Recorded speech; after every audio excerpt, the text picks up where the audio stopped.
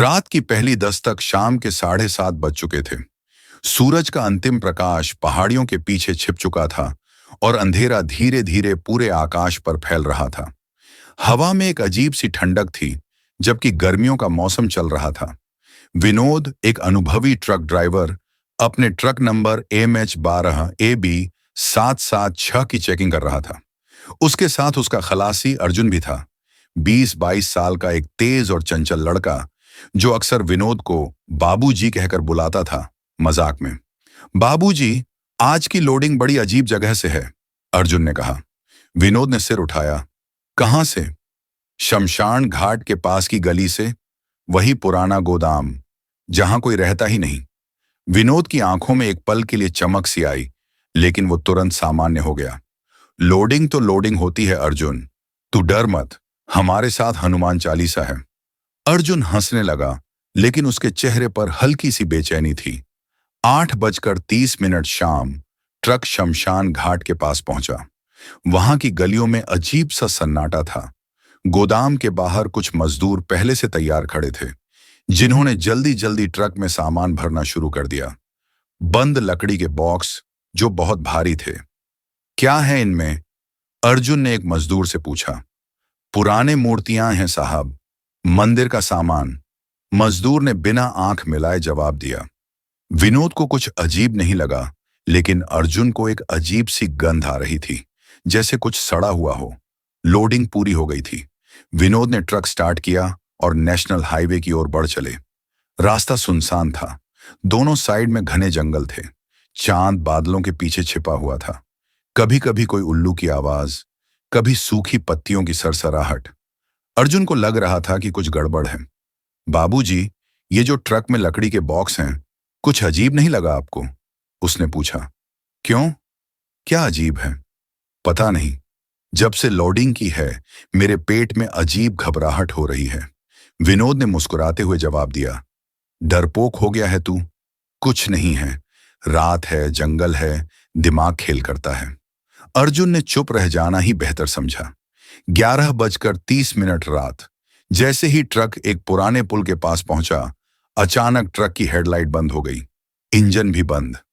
क्या बकवास है ये? विनोद ने गुस्से में कहा और नीचे उतर गया। अर्जुन भी साथ आया। उन्होंने बोनट खोला और इंजन चेक किया। सब कुछ सामान्य लग रहा था।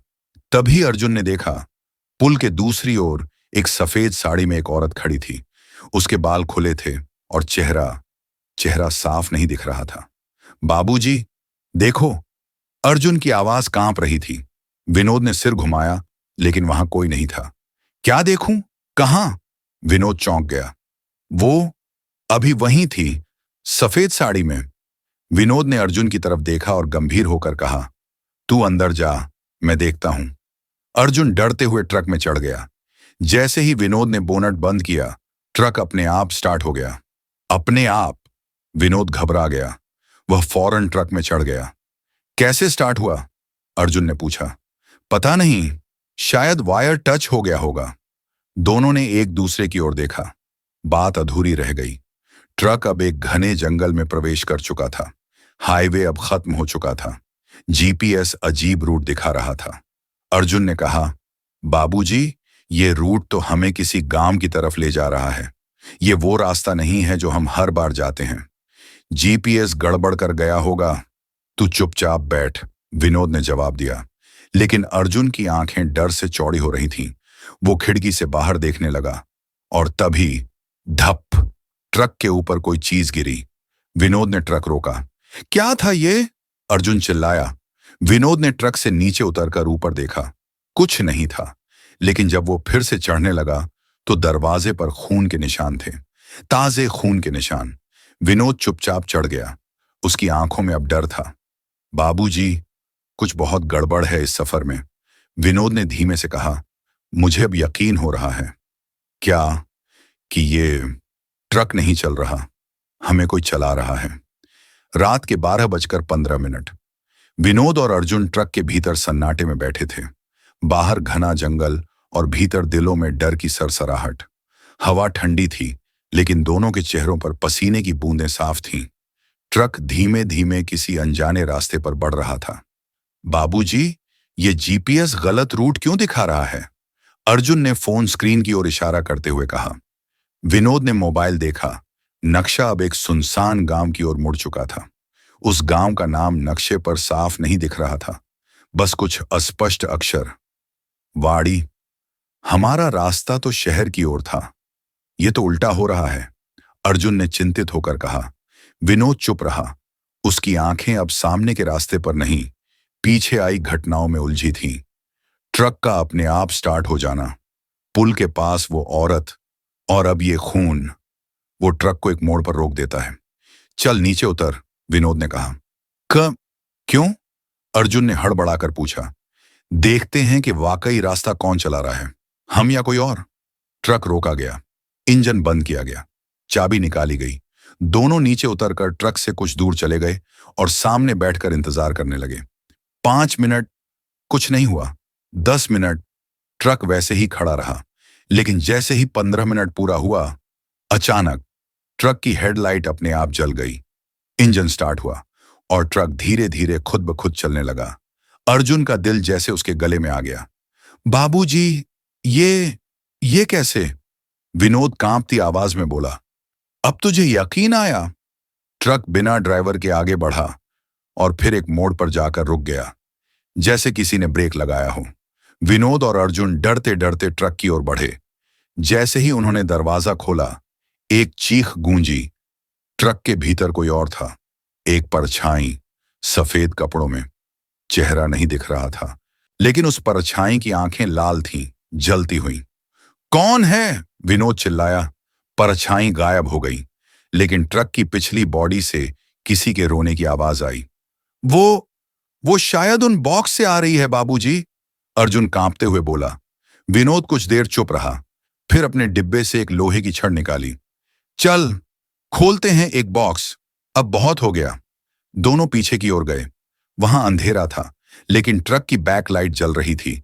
विनोद ने एक बॉक्स पर हथौड़ा मारा, कड़ी लकड़ी टूटी, और जैसे ही ढक्कन खुला, एक सड़ी गली लाश अंदर पड़ी थी। हे राम! अर्जुन चीख पड़ा और पीछे हट गया। विनोद की सांसें रुक गईं, उसके हाथ कांपने लगे। लाश एक महिला की थी। उसकी आंखें खुली थीं और चेहरे पर ऐसा भाव जैसे मरने से पहले किसी ने उसे जलाया हो। ये क्या लोड करवा दिया हमने? अर्जुन रोते हुए बोला। विनोद की समझ में कुछ नहीं आ रहा था। वो वहीं बैठ गया। तभी दूसरे बॉक्स से एक आवाज आई, मदद करो।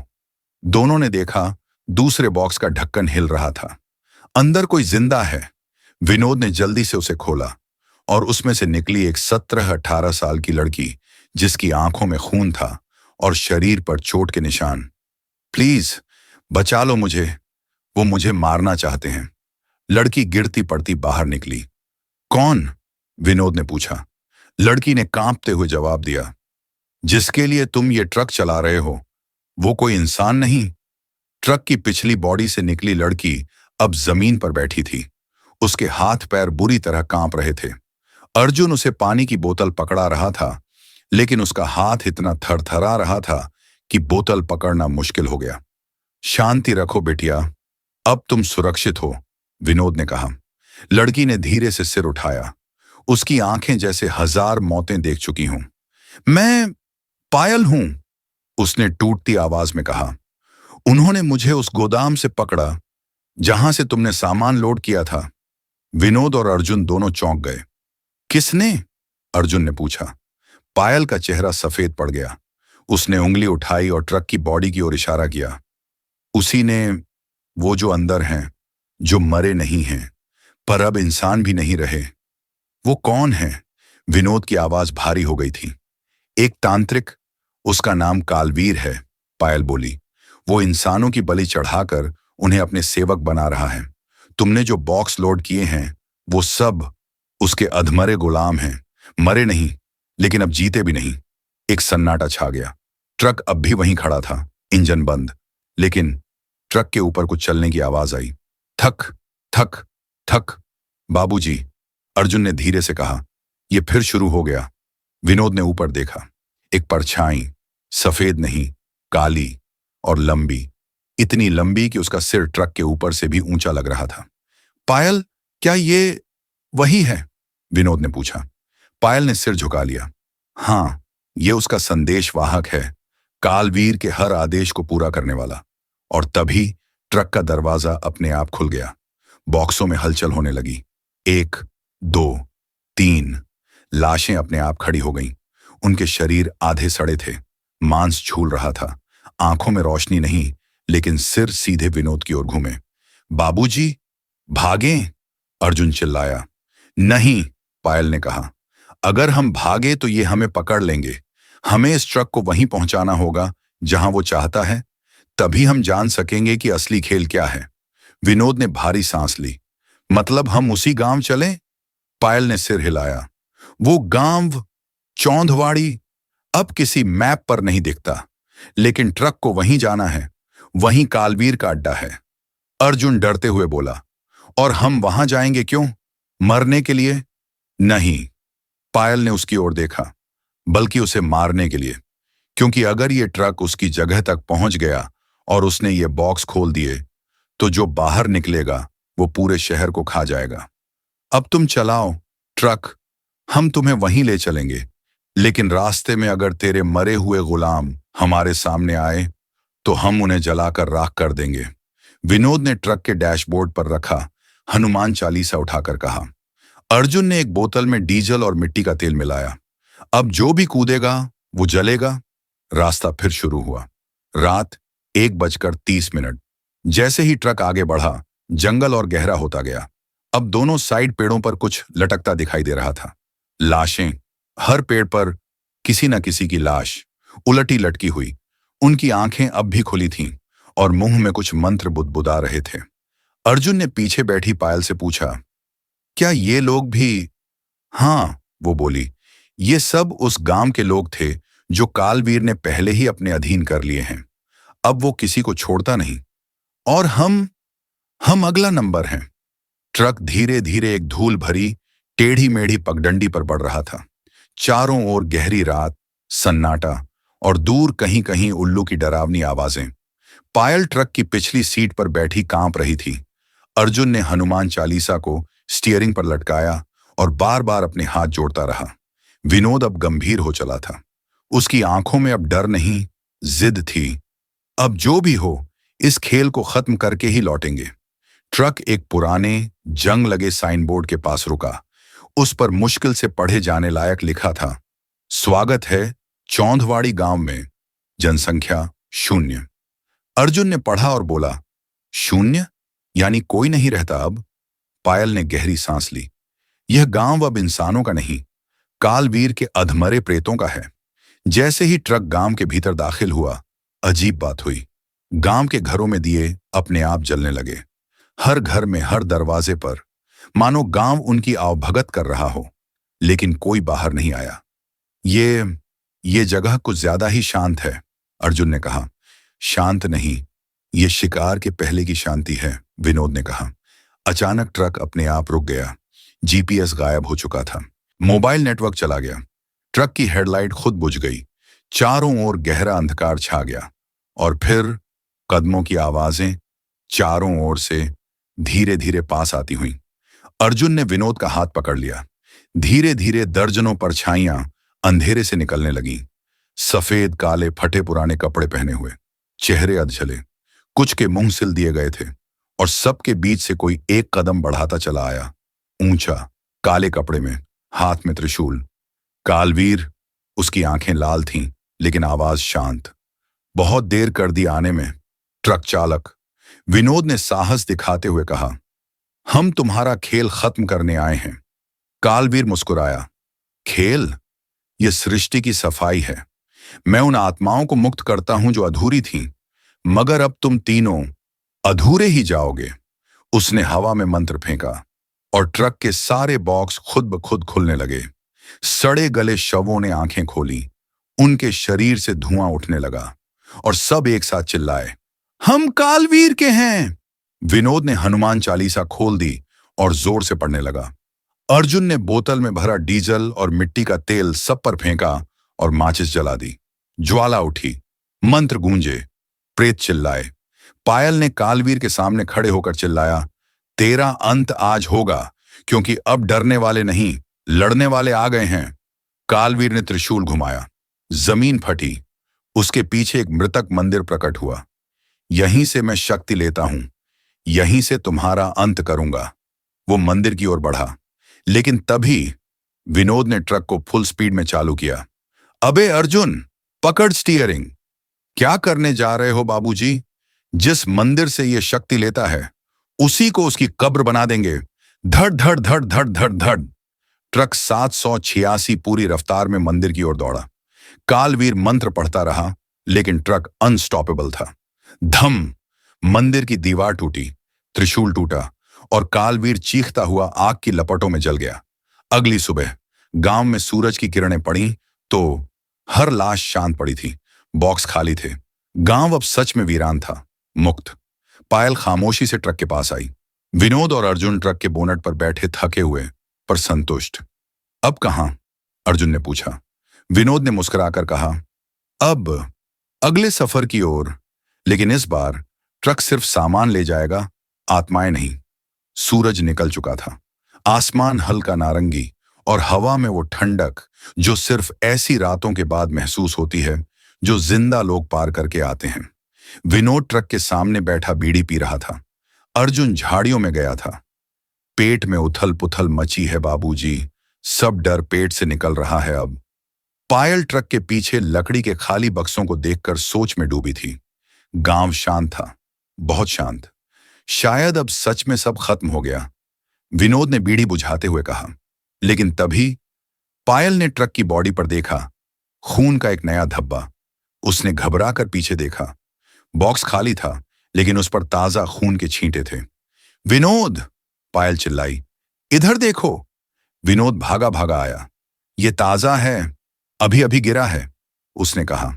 पायल ने जमीन पर देखा। खून की बूंदें दूर एक झोपड़ी की ओर जा रही थीं। किसकी हो सकती हैं? अर्जुन पीछे से आया। क्या कोई जिंदा है अभी भी? पायल ने कहा, या कोई वापस आया है? तीनों उस झोपड़ी की ओर बढ़े। दरवाजा टूटा हुआ था, अंदर घना अंधेरा। विनोद ने अपनी टॉर्च निकाली और रोशनी डाली। अंदर एक आदमी पड़ा था, जख्मी मगर जिंदा। कौन है ये? अर्जुन ने पूछा। आदमी ने आंखें खोली, होंठ सूजे हुए थे, चेहरा बुरी तरह जला था। मैं भैरव, गोदाम का चौकीदार। पायल पीछे हट गई। ये वही है जिसने मुझे पकड़वाया था, भैरव ने कांपते हुए कहा। मैंने गलती की, माफ कर दो। मुझे लगा कालवीर मुझे अमर कर देगा, लेकिन वो खुद। विनोद ने झुककर पूछा, क्या खुद? भैरव की आंखें चौड़ी हो गईं। उसने कहा, कालवीर मरा नहीं है, उसका सिर्फ शरीर जला है। उसकी आत्मा अब ट्रक में है। ट्रक फिर जागा। तीनों झोपड़ी से बाहर भागे। ट्रक अपने आप स्टार्ट हो चुका था। हेडलाइट जल गई। डैशबोर्ड पर रखा हनुमान चालीसा जलने लगा। अर्जुन चिल्लाया, बाबूजी, ये फिर वही हो गया। विनोद की आंखें फटी रह गईं।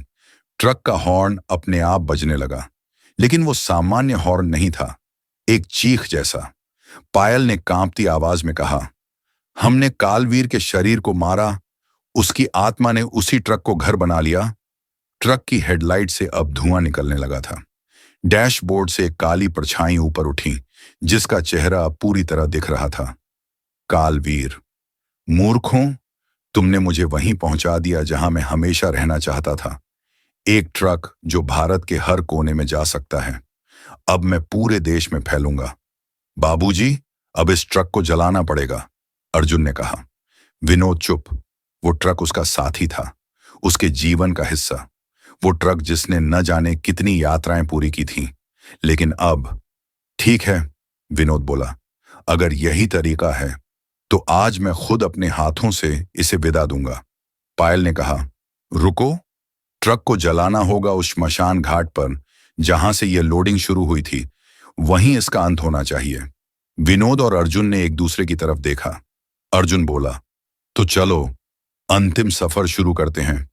गांव चौंधवाड़ी अब शांत था, बहुत शांत, लेकिन यह शांति असली नहीं थी। ट्रक नंबर 786 अब अपनी आत्मा में कालवीर को समेटे हुए आगे जाने के लिए तैयार था। विनोद ने अपना हाथ ट्रक के बोनट पर रखा। मैंने तुझे हर मौसम में चलाया, हर रास्ते में तुझ पर भरोसा किया, लेकिन अब तू मेरा नहीं रहा। पायल ने कहा, ट्रक अब उसका शरीर है, उसे उसी श्मशान घाट पर ले जाना होगा जहां से इसकी आत्मा ने जन्म लिया। तभी उसका अंत होगा। फैसला हो चुका था। अब ट्रक को जलाया जाएगा, वहीं जहां से कहानी शुरू हुई थी। अर्जुन ड्राइविंग सीट पर बैठा, विनोद बगल में, पायल पीछे उन खाली बॉक्सों के बीच जो अब भी सड़ान से भरे थे। ट्रक स्टार्ट हुआ अपने आप। अर्जुन ने स्टीयरिंग पकड़ा, लेकिन महसूस किया स्टीयरिंग अपने आप हिल रहा है। बाबूजी, लगता है यह ट्रक खुद रास्ता तय कर रहा है, विनोद ने कहा। हमें सिर्फ ये देखना है कि वो रास्ता गंतव्य तक जाए। जैसे ही ट्रक हाईवे पर आया, चारों तरफ कोहरा घिरने लगा। दूर तक कुछ नजर नहीं आ रहा था। ये कोहरा असली नहीं है, पायल ने कहा। यह उसकी बनाई धुंध है, आत्माओं की। तभी ट्रक के अंदर से आवाज आई, तुम मुझे जला नहीं सकते, मैं अब सड़क बन चुका हूं। रास्ता अब तुम नहीं, मैं तय करूंगा। ट्रक की पिछली बॉडी से किसी के खिसकने की आवाज आई। विनोद ने रियर व्यू मिरर में देखा। बॉक्स फिर से हिलने लगे थे। नहीं, पायल चीखी, ये फिर जाग रहे हैं। अचानक पीछे के दरवाजे टूट गए। 3 अधजले शव बाहर निकले और पायल की ओर बढ़े। अर्जुन ने ब्रेक मारा। ट्रक नहीं रुका। ब्रेक नहीं लग रहे, गियर भी नहीं बदल रहा। स्टीयरिंग लॉक हो गया। हम फंस गए हैं। विनोद ने झट से अपनी जेब से मिट्टी का तेल निकाला, जो अर्जुन हर ट्रिप में साथ रखता था। बिटिया, झुक जा। वो बोतल को पीछे फेंकता है। अर्जुन एक माचिस जलाता है। ज्वाला भड़क उठती है। बॉक्सों में आग लग गई। शव चिल्लाने लगे। ट्रक के भीतर चीखें गूंज उठीं, लेकिन ट्रक फिर भी नहीं रुका। ये श्मशान की तरफ नहीं जा रहा, पायल बोली। ये हमें तांत्रिक के किले की ओर ले जा रहा है, जहां उसका असली तांत्र मंडल है। विनोद चिल्लाया, नक्शा दो। लेकिन मोबाइल स्क्रीन फटी पड़ी थी। जीपीएस गायब। सिर्फ एक ब्लैक स्क्रीन जिसमें लिखा था, आखिरी मोड़ तुम नहीं लोगे, मैं लूंगा। अर्जुन ने ट्रक के हॉर्न पर हाथ मारा। हॉर्न नहीं, एक औरत की चीख निकली। अबे, ये क्या हो रहा है? अर्जुन कांप गया। ट्रक अब खुद एक जीव बन गया था। अचानक पायल ने कहा, रुको, मुझे कुछ करना होगा। मैं चुप रही, पर अब और नहीं। विनोद ने घूरा। क्या? पायल ने जेब से एक ताबीज निकाला। उस पर एक श्लोक लिखा था। यह मेरे पिता का दिया हुआ है। वो तांत्रिक था, लेकिन अच्छाई का। मैं कालवीर की ही बेटी हूं, लेकिन उसने मेरी मां को मारा और मुझे कैद कर लिया। विनोद और अर्जुन सन्न रह गए। मैं ही उसका अंत कर सकती हूं, और वो जानता है। इसीलिए वो मुझे जिंदा नहीं छोड़ना चाहता। कोहरा हटता है। सामने वही श्मशान घाट है, जहां पहली बार ट्रक लोड हुआ था। अब वहां कोई नहीं है, सिर्फ एक टूटी हुई मचान, एक चिता और एक पुराना मंदिर जो अधजला हुआ है। ट्रक अपने आप रुक गया। पायल उतरी। यहीं उसका पहला कर्म हुआ था, यहीं उसका अंतिम होगा। उसने ताबीज उठाया। विनोद और अर्जुन ने ट्रक की बॉडी पर डीजल डाला। पायल ने मंत्र पढ़ना शुरू किया। जैसे ही उसने ताबीज जलाया, ट्रक की बॉडी से भयानक चीत्कारें निकलने लगीं। ट्रक कांपने लगा और फिर धड़ाम, एक जोरदार विस्फोट हुआ। ट्रक नंबर 786 आग की लपटों में बदल गया। सूरज निकला। श्मशान अब शांत था। पायल, विनोद और अर्जुन तीनों थके मगर जिंदा। अब क्या सच में सब खत्म हुआ? अर्जुन ने पूछा। विनोद ने ट्रक की राख में से कुछ उठाया। देख, नंबर प्लेट 786 अब भी सलामत थी। पायल ने कहा, उसकी आत्मा अब खत्म हो गई, लेकिन उसकी याद हर ट्रक में बसी है जो मौत का सामान उठाता है। 1 सप्ताह बाद महाराष्ट्र सतारा के पास का हाईवे सुबह के करीब 8 बज रहे थे। सड़क शांत थी।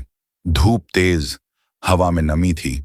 विनोद और अर्जुन एक नई ट्रांसपोर्ट कंपनी के यार्ड में खड़े थे। विनोद की आंखों में एक सूनापन था। तेरा चेहरा देख के लगता है जैसे किसी जनाजे से लौटे हो, बाबूजी, अर्जुन ने हंसी में कहा। विनोद मुस्कुराया नहीं, बस गहरी सांस ली। अभी भी वो ट्रक याद आता है, 786। मैंने ही उसे जलाया, अर्जुन, अपने हाथों से। अर्जुन बोला, और जलाने के बाद भी उसकी नंबर प्लेट बची रह गई, जैसे कुछ कह रही हो। कुछ बाकी है, विनोद ने धीमे से कहा। उसी समय यार्ड का मालिक बाहर आया। ओ विनोद, तेरे लिए एक नया ट्रक आया है, कंपनी ने ऊपर से भेजा है, स्पेशल रिक्वेस्ट पर। विनोद चौंका। हमने तो कोई रिक्वेस्ट नहीं की थी। पता नहीं बॉम्बे से भेजा गया है। रजिस्ट्रेशन अभी नया है, नंबर नहीं मिला, लेकिन गाड़ी तैयार खड़ी है। विनोद और अर्जुन उस ट्रक की ओर बढ़े। ट्रक चमचमाता था, एकदम नया, लाल रंग में। लेकिन जैसे ही विनोद ने साइड मिरर में झांका, उसे कुछ अजीब दिखाई दिया। पीछे बैठी एक लड़की की परछाई, सफेद कपड़े, खुले बाल और आंखें लाल। विनोद ने झट से पलटकर देखा, वहां कोई नहीं था। अर्जुन ने दरवाजा खोला। बाबूजी, अंदर तो देखो, इसमें तो लकड़ी की खुशबू आ रही है। विनोद ट्रक में चढ़ा। डैशबोर्ड एकदम साफ, गियर, स्टीयरिंग सब नया। लेकिन एक चीज ने उसके दिल की धड़कन बढ़ा दी। डैशबोर्ड पर रखी एक पुरानी चाबी, और चाबी पर उकेरा हुआ नंबर 786। नहीं, विनोद के मुंह से निकला। अर्जुन ने पूछा, क्या हुआ? विनोद ने चाबी उठाई। वही चाबी थी जो उसने जलते ट्रक से आग में फेंकी थी। ये चाबी वापस कैसे आई? तभी अर्जुन का फोन बजा। अनजान नंबर। अर्जुन ने कॉल उठाया। हेलो। लाइन पर धीमी शांत आवाज आई। अर्जुन, पायल बोल रही हूं। पायल, कहां हो तुम? हफ्तों से कुछ खबर नहीं। मुझे जाना पड़ा, कुछ अधूरी बातें थीं, लेकिन अब मैं एक सच जान गई हूं। कालवीर की आत्मा सिर्फ ट्रक में नहीं थी, वो एक विचार बन चुका है, जो हर उस ड्राइवर के साथ चलता है, जो पैसे के लिए कुछ भी लादने को तैयार हो। अर्जुन कांप गया। तो अब क्या होगा? अब तुम दोनों को अगला ट्रक चलाना है, लेकिन इस बार डर से नहीं, ताकत से। जिस किसी को भी कालवीर का शिकार बनने से रोकना है, वो काम अब तुम दोनों का है। कॉल कट गया। विनोद ने चाबी पकड़ी। अर्जुन, अब सफर फिर शुरू होगा, लेकिन इस बार हम सिर्फ सामान नहीं, किसी के कर्मों का हिसाब भी ले जाएंगे। अर्जुन ने पूछा, बाबूजी, अब ट्रक का नाम क्या रखें? विनोद ने मुस्कुराते हुए कहा, 786 नहीं, अब यह ट्रक कहलाएगा काल विनाश। ट्रक काल विनाश अब अपने पहले सफर के लिए तैयार खड़ा था। डैशबोर्ड पर रखा नया गणेश मूर्ति, हवन की राख का ताबीज रियर व्यू मिरर पर टंगा हुआ, और सामने रखा रजिस्टर जिसमें लिखा था destination Patan, Gujarat loading site, वीरान सरकारी अस्पताल। अर्जुन ने उस पते को 2 बार पढ़ा। बाबूजी, यह अस्पताल तो 12 साल पहले बंद हो गया था, वहां कोई नहीं जाता। विनोद ने कहा, तभी तो हमें भेजा गया है। अब से हमारा काम यही है, जहां कोई नहीं जाता वहां जाना है। 10:45 रात काल विनाश ट्रक वीरान सरकारी अस्पताल के परिसर में पहुंचा। पूरा अस्पताल खंडहर था, छतें टूटी हुई, खिड़कियों पर झाड़ियां, दरवाजों पर जंग। लेकिन सबसे अजीब बात, मुख्य दरवाजा खुला हुआ था और अंदर बत्ती जल रही थी। ये बत्ती कहां से जल रही है? अर्जुन ने पूछा। चुपचाप साथ चल, विनोद बोला। अर्जुन और विनोद अस्पताल में दाखिल हुए। रिसेप्शन डेस्क पर एक पुराना रजिस्टर पड़ा था। उसमें आज की तारीख दर्ज थी, रात 11 बजे, ट्रक 786 का आगमन। 786? लेकिन वो तो। अर्जुन चुप हो गया। वो मरा नहीं था अर्जुन, वो बस बदल गया, विनोद ने कहा। तभी पीछे से किसी ने कहा, आप लोग लेट हो गए हैं। वो एक बूढ़ा आदमी था, नर्सिंग ड्रेस में, चेहरा सफेद, आंखें लाल। लोडिंग तैयार है, नीचे मॉर्चरी में। दोनों नीचे गए। मॉर्चरी का दरवाजा खुद खुल गया। अंदर 3 स्टील के स्ट्रेचर थे, हर एक पर एक लाश प्लास्टिक से ढंकी हुई। बस यही है माल? विनोद ने पूछा। बूढ़ा बोला, इनमें सिर्फ शरीर नहीं, स्मृतियां हैं। हर एक ने अपनी मौत से पहले कुछ देखा, जो अभी भी जिंदा है। उन्हें जहां ले जाना है, वहां किसी को मारना है। किससे? जिसने उन्हें मारा। विनोद पीछे हटा। हम किसी की मौत का हिसाब नहीं करते। अब तुम ड्राइवर नहीं रहे, बूढ़ा बोला। अब तुम पैगाम लेकर चलने वाले हो, पापियों तक मृत्यु का संदेश पहुंचाने वाले। अर्जुन चुपचाप लाशों को ट्रक में लाद रहा था। बाबूजी, ये फिर वही हो रहा है ना? विनोद ने कहा। नहीं, इस बार हम लाशों के गुलाम नहीं, बल्कि उनके संहारक हैं। ट्रक स्टार्ट हुआ। रात की सड़कें सुनसान थीं, लेकिन जैसे ही ट्रक ने स्पीड पकड़ी, डैशबोर्ड पर 3 नाम चमकने लगे। 1 डॉ. प्रदीप सोनावणे 2 एसीपी धर्मराज कांप से 3, वकील शंकरन मेनन, तीनों वही लोग थे जिन्होंने इन 3 लाशों के साथ अन्याय किया था। अब ट्रक सीधे उनके दरवाजे की ओर बढ़ रहा था। पहला टारगेट डॉ सोनावणे, रात 12:30 स्थान, एक निजी बंगला, पुणे। डॉ सोनावणे गहरी नींद में था। टीवी ऑन, एसी चल रहा था, बाहर सन्नाटा। तभी ट्रक काल विनाश उसकी गली में आया, बिना ब्रेक के, बिना आवाज के, बस खिंचता चला गया। दरवाजा अपने आप खुला, लाश नंबर 1 उठी, आंखें खोली, चेहरा बदला नहीं, लेकिन आंखों में चेतना थी।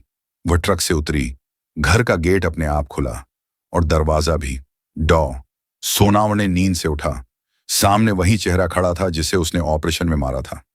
तू तू तो मर गया था, अब तुझे जीने का हक नहीं। और वो आवाज नहीं आई, बस सन्नाटा। और अगले पल चीख। ट्रक काल विनाश शांत रफ्तार से चलता हुआ नासिक के बाहरी इलाके में दाखिल हो रहा था। अर्जुन ड्राइविंग सीट पर था और विनोद सामने की सड़क को खाली नजरों से देख रहा था। अर्जुन ने पूछा, बाबूजी, अब अगला कौन? डैशबोर्ड पर नाम चमकने लगा, एसीपी धर्मराज कांप से। विनोद ने धीरे से कहा, यह आदमी उस लाश की मौत का जिम्मेदार है जो पिछले साल एक हिरासत में मारी गई थी। वो आदमी बेगुनाह था, लेकिन उसे नक्सली कहकर पीटा गया।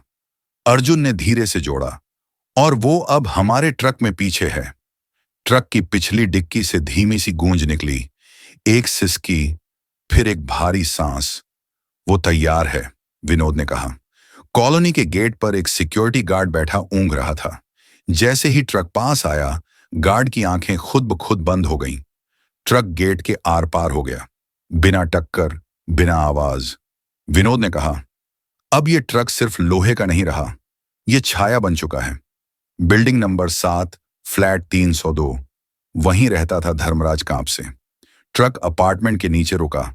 बॉडी नंबर 2 खुद ब खुद उठ खड़ी हुई, सफेद कुर्ता, सिर पर चोट का निशान और आंखें जलती हुई। बिना किसी सहारे के वह सीढ़ियां चढ़ने लगी। एसीपी कांप से शराब पी रहा था, पुराने केस की फाइलें फैलाकर बैठा था। ये सब क्या इंसाफ के नाम पर किया था? उसके जहन में यह सवाल अक्सर आता था, लेकिन जवाब कभी नहीं देता। तभी दरवाजे पर दस्तक हुई, टक टक टक। कौन? कोई जवाब नहीं। कांप से ने झल्लाकर दरवाजा खोला। सामने वही आदमी खड़ा था जिसे उसने अपने हाथों से मारा था। तू मर गया था? लाश बोली नहीं, बस अंदर चली आई। कमरे की बत्तियां झपकने लगीं। टीवी पर अपने आप वीडियो चलने लगा। वो हिरासत, वो पिटाई, वो चीखें, सब रिकॉर्डेड। कांप से चीखा, मैंने कुछ नहीं किया। फिर एक झटका और सब कुछ काला हो गया। सुबह पुलिस रिपोर्ट में सिर्फ इतना लिखा था, एसीपी धर्मराज कांप से को दिल का दौरा पड़ा। चेहरे पर भयानक डर के भाव थे। कमरे में सीटीवी चला हुआ मिला, लेकिन फाइल गायब। विनोद ने बिना पूछे ट्रक को स्टार्ट किया। अब सिर्फ एक नाम बचा था, वकील शंकरन मेनन, मुंबई, जुहू। अर्जुन ने डरते हुए कहा, बाबूजी, अगला क्या वकील साहब को मारना है? विनोद ने धीमे से कहा, इस बार सिर्फ न्याय नहीं, सच्चाई को उजागर करना है। काल विनाश ट्रक पहली बार एक मेट्रो शहर की सीमा में दाखिल हो रहा था। सड़कों पर हल्की रोशनी थी, लेकिन जैसे जैसे ट्रक आगे बढ़ा, स्ट्रीट लाइट्स खुद ब खुद बुझती चली गईं। विनोद ट्रक चला रहा था, अर्जुन खामोश था। पीछे तीसरी लाश अब तक शांत थी। उसका चेहरा साफ दिख रहा था। युवती थी, अधजली, पर आंखों में आग। विनोद ने डैशबोर्ड पर देखा, तीसरा नाम चमक रहा था, वकील शंकरन मेनन, 5वीं मंजिल, ocean pearl apartments. Shankaran Menon एक हाई प्रोफाइल वकील था। जिन केसों को कोई नहीं लेना चाहता, वो उन्हीं को लेता था और जीतता था हर बार। उसने कई बलात्कारियों, माफियाओं और नेताओं को कानूनी चालों से बरी कराया था, लेकिन एक केस ऐसा था जिसकी फाइल वो आज भी छुपा कर रखता था, रुक्मिणी केस। रुक्मिणी एक 22 साल की लड़की, बलात्कार हुआ, जला दी गई और कोर्ट में कहा गया सुसाइड थी, मेडिकल रिपोर्ट से साबित है। वो मेडिकल रिपोर्ट जिस पर शंकरन ने दस्तखत करवाए थे पैसे देकर। काल विनाश बिल्डिंग के सामने रुका। रात गहराती जा रही थी, लेकिन वातावरण में दबाव महसूस हो रहा था। अर्जुन ने कहा, बाबूजी, कुछ अलग लग रहा है। ये ट्रक आज कुछ ज्यादा भारी महसूस हो रहा है। विनोद ने कुछ नहीं कहा। उसकी आंखें तीसरी लाश पर टिकी थीं, जो अब ट्रक से उतर चुकी थी। वो युवती थी, रुक्मिणी। उसका जलता हुआ रूप हवा में भभकता था। आसपास की हवा गर्म होने लगी। रुक्मिणी सीढ़ियां चढ़ती जा रही थी। फ्लोर 5 पर पहुंचकर दरवाजा अपने आप खुला। शंकरन अभी भी एक नई केस की फाइल पढ़ रहा था। तभी किताबों की शेल्फ खुद गिर पड़ी। कौन है वहां? सामने रुक्मिणी खड़ी थी। नहीं, नहीं, तू मर गई थी। तूने मेरा मुंह बंद किया। अदालत की आंखों में कालिख पोती। अब मैं तेरी जुबान बंद करूंगी। शंकरन भागा, लेकिन हर दरवाजा, हर खिड़की बंद। टीवी ऑन हुआ। रुक्मिणी का पुराना इंटरव्यू चल रहा था, जो अदालत से पहले दिया गया था और जो कभी सार्वजनिक नहीं हुआ। अगर मुझे कुछ हुआ तो मेरी आत्मा उन सब तक पहुंचेगी जिन्होंने ये किया, और उन्हें चैन से नहीं रहने देगी। शंकरन की चीख सुनाई दी, और उसके अगले पल धड़ाम, मुंबई के मशहूर वकील शंकरन मेनन की रहस्यमयी मौत। मेडिकल रिपोर्ट, शरीर में जलने के निशान, लेकिन आग का कोई स्रोत नहीं। साथ ही एक अनसुना वीडियो यूएसबी में मिला, जो किसी केस के सबूत जैसा है। विनोद ट्रक के बोनट पर बैठा था। अर्जुन सिगरेट सुलगा रहा था। अब काम खत्म? अर्जुन ने पूछा।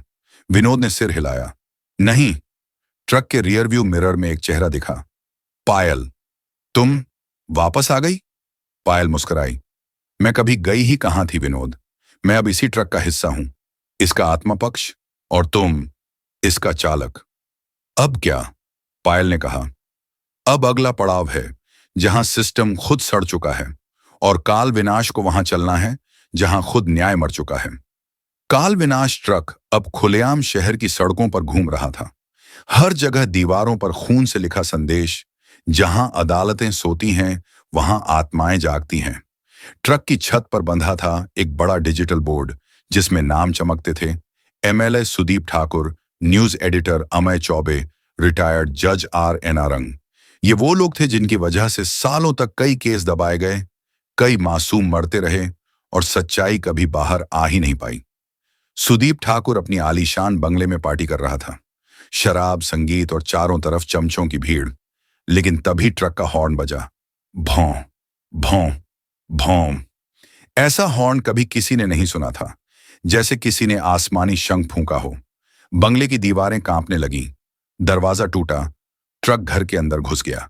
लोग भागने लगे। सुदीप चीखता रहा, पुलिस, पुलिस बुलाओ। लेकिन ट्रक से उतर रहे थे वो सब, जो उसके झूठे वादों के शिकार हुए थे। ट्रक की छाया में सैकड़ों आत्माएं निकलकर बंगले में फैल गईं। सुदीप का शरीर सुबह रेत में दबा मिला, और उसके मुंह में कागज, जिस पर लिखा था, जनता की कसम खाकर तुमने जनता को ही जलाया। अमय चौबे, न्यूज 24 घंटे चैनल का हेड, सच्ची खबरें रोकने का मास्टर। पैसे लेकर झूठ चलाना उसका पेशा था। रात 2:13 लाइव शो के दौरान ब्रॉडकास्ट रुक गया। स्क्रीन ब्लैक हो गई, और फिर स्क्रीन पर आया, काल विनाश लाइव। अर्जुन कैमरे के सामने आया। ट्रक की हेडलाइट उसके पीछे जल रही थी। फिर ब्रॉडकास्ट में दिखा सैकड़ों दबे हुए केसों की असली रिपोर्ट, जिन्हें चैनल ने कभी ऑन एयर नहीं किया। और आखिरी में दिखा अमय चौबे का इंटरव्यू, जिसमें वो खुद कबूल करता है कि उसने पैसे लेकर रेप केस की पीड़िता की वीडियो एडिट करवाई थी। अमय की लाश स्टूडियो में कुर्सी से बंधी मिली, और पास में एक पुराना माइक रखा था, जिस पर खून से लिखा था, अब बोलो। रिटायर्ड जज रोड नारंग, उस कोर्ट का हिस्सा जिसने रुक्मिणी, कालवीर और दर्जनों पीड़ितों को झूठे सबूतों और पैसे की ताकत से खामोश किया। उसे लगा रिटायरमेंट के बाद सब माफ है, लेकिन ट्रक ने अब उसकी आत्मा को घेर लिया था। विनोद ने ट्रक कोर्ट के बाहर खड़ा किया, और एक साथ दर्जनों आत्माएं बाहर निकली। उनके हाथों में वही कागज थे जिन्हें कोर्ट ने सबूत नहीं माना था। जज नरंग की कोठी की दीवार पर सुबह लिखा था, अब न्याय सिर्फ अदालतों में नहीं मिलता। जब इंसाफ मर जाए तो राक्षस भी देवता बन जाते हैं। अब ट्रक के सामने एक चौराहा था। अर्जुन ने कहा, बाबूजी, अब क्या करेंगे? सब खत्म? विनोद ने धीरे कहा, न्याय कभी खत्म नहीं होता, बस रफ्तार बदल लेता है। विनोद और अर्जुन दोनों चुप थे। ट्रक एक वीरान रास्ते पर खड़ा था। चारों ओर घना कुहासा और ट्रक की हेडलाइट भी उसे चीर नहीं पा रही थी। पायल की आत्मा अब स्पष्ट दिखाई देती थी, साड़ी में लिपटी, मगर उसके चारों तरफ एक तेज चमक। विनोद ने पूछा, अब कहाँ चलें पायल? पायल बोली, अब सवाल रास्ते का नहीं, सवाल है कि क्या यह ट्रक इंसाफ बन जाए या रुक जाए। पास ही एक खंडहर हो चुका शिव मंदिर था। ट्रक के रुकते ही वहां से एक घंटी अपने आप बजने लगी। अर्जुन चौंका, किसने बजाई? पायल मुस्कुराई, वो आत्माएं जो अब मुक्ति चाहती हैं, जिनके बदले पूरे हो गए। एक एक कर ट्रक की पीछे की जगह से आत्माएं निकलने लगी। रुक्मिणी, कालवीर, बाकी पीड़ित लड़कियां और मजदूर, और अंत में छोटी सी बच्ची जिसकी तस्वीर अर्जुन ने पहली बार रास्ते में देखी थी। हर आत्मा आकाश की ओर उठती चली गई और वहां एक तारे का जन्म हुआ। ट्रक का वजन हल्का हो गया, लेकिन एक बोझ बचा। अब सिर्फ ट्रक में विनोद, अर्जुन और पायल बचे थे। पायल ने आखिरी बार विनोद को देखा और कहा, मैं अब जा सकती हूं, लेकिन तुम नहीं। क्यों? क्योंकि इंसाफ अब लोगों को डराकर नहीं, जगा कर देना होगा। और ये ट्रक अब तुम चलाओगे उन जगहों पर जहां सिस्टम आज भी मर रहा है। अर्जुन ने तब एक सवाल पूछा जो हमेशा उसके मन में था, बाबूजी, आप इतने शांत कैसे रहते हैं? आपको कभी डर नहीं लगा?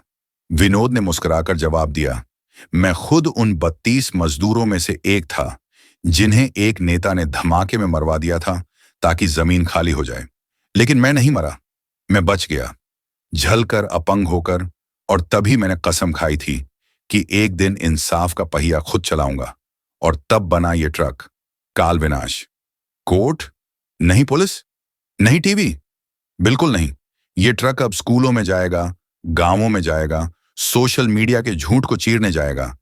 जहां जहां इंसाफ सिर्फ किताबों में है, काल विनाश वहां आवाज बनकर पहुंचेगा। एक लड़की अपनी मां से पूछती है, मां, वो ट्रक की कहानी सच थी क्या, जो आत्माएं लेकर उड़ता था? मां मुस्कुराती है और कहती है, शायद, लेकिन अगर तू कभी गलत के खिलाफ चुप रही तो एक रात तेरे दरवाजे के बाहर वही हॉर्न बजेगा, भौं भौं भौं।